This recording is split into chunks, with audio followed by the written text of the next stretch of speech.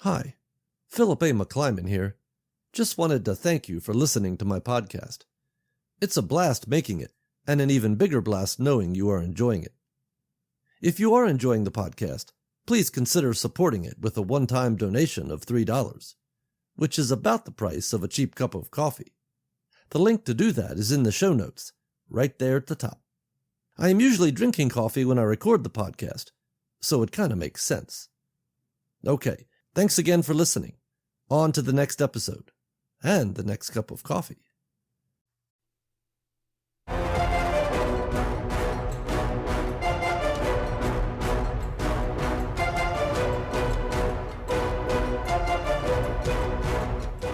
Human. Extinction level. Loss.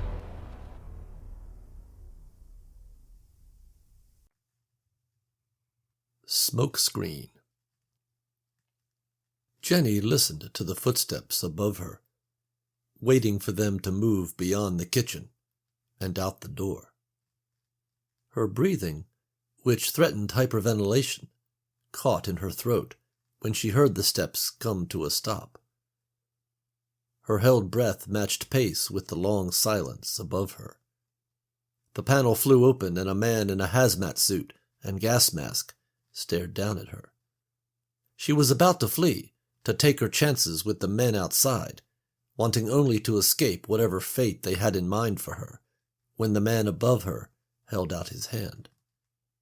Shock and curiosity gave her pause, and she watched in fascination as the man removed his mask and stared at her with eyes more sympathetic than threatening.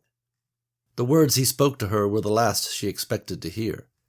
In a hushed whisper he told her to wait, to flee to the trees beyond only when she could not bear the smoke and the flames another second. The man had pointed towards the ceiling, but later she understood he meant the sky. They won't be able to see you under the heat and the smoke. With that, and not another word after, he closed the panel over her. Only then did she hear his footsteps move across the floor and out. She held out for as long as she could, and when the roar of the flames above her obliterated all other sounds, with her breath coming in chest-rattling coughs, Jenny Harper pushed herself out of the trailer and ran for the trees. Everything she had was gone. She would go to the Beaver Dam and to Tugger. He would make her work for it, but he would give her what she needed. Leaving on a jet plane. Francis Delroney shoved his money across the counter and grabbed his ticket.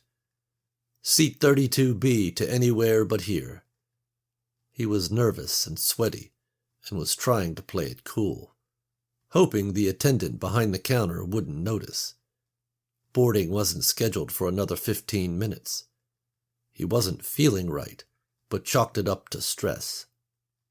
He saw a water fountain at the far end of the boarding area and thought a cool drink might make him feel better.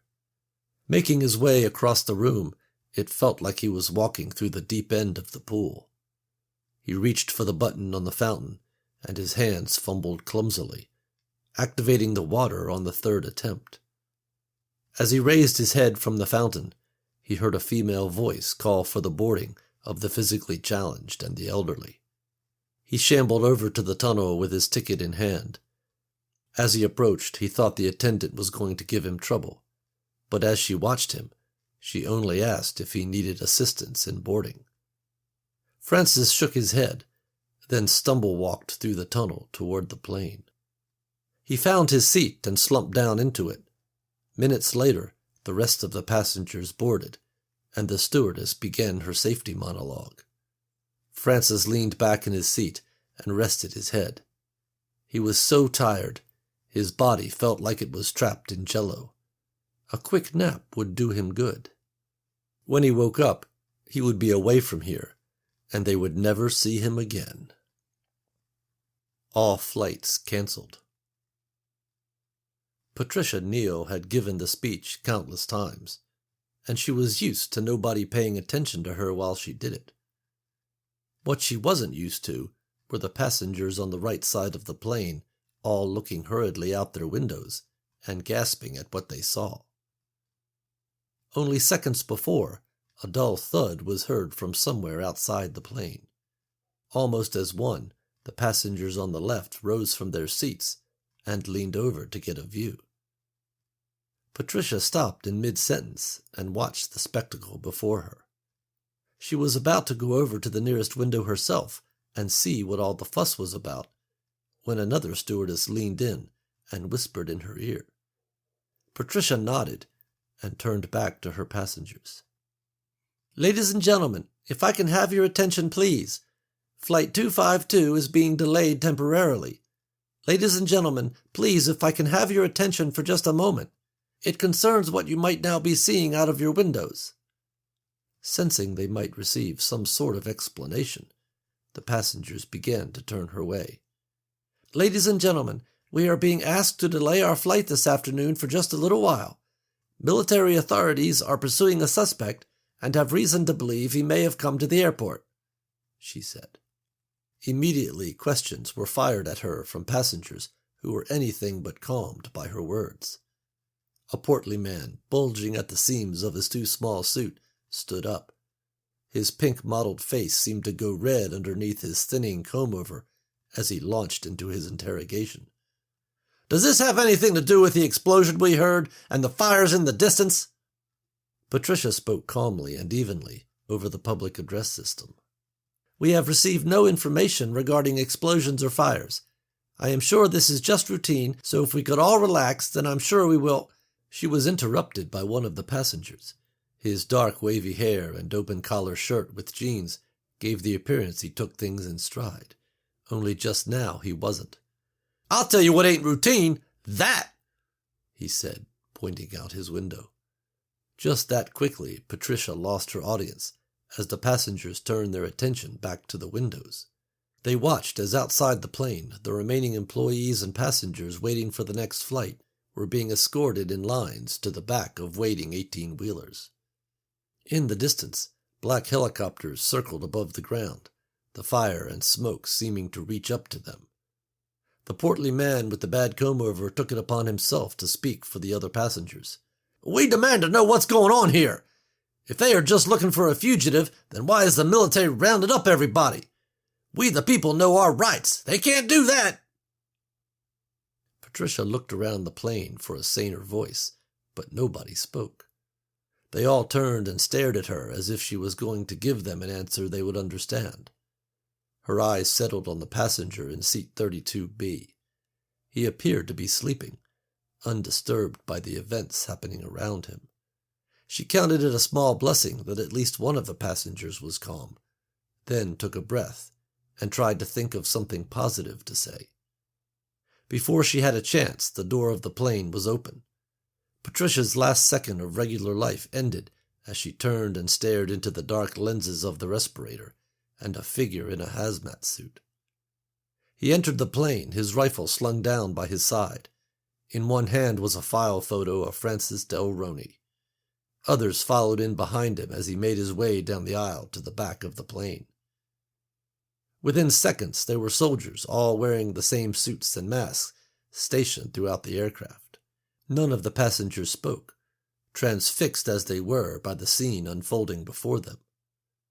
The man with the comb-over rallied and tried to protest, but was shut down by another figure appearing at the front of the plane. Her protest ignored, Patricia was escorted off the plane by two soldiers stationed at the door.